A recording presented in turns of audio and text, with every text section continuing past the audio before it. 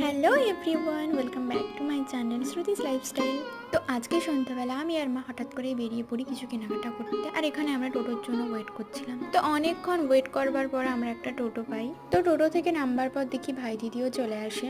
তো এমনিতেই বাইরে কোথাও বেরোলেই আমার মন খায় খায় করে। আজকে আবার বেরিয়েছিলাম সন্ধ্যাবেলায়, আর প্রথমেই নজরে আসে ফুচকা, তাই চলে যাই আমরা ফুচকা খাওয়ার জন্য। পর চলে যাই আমরা কেক অ্যান্ড মোড়ে আইসক্রিম খেতে।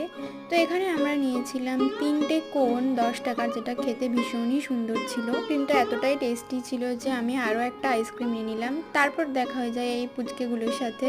ফাইনালি যেটার জন্য আমরা বেরিয়েছিলাম সেখানে পৌঁছোই।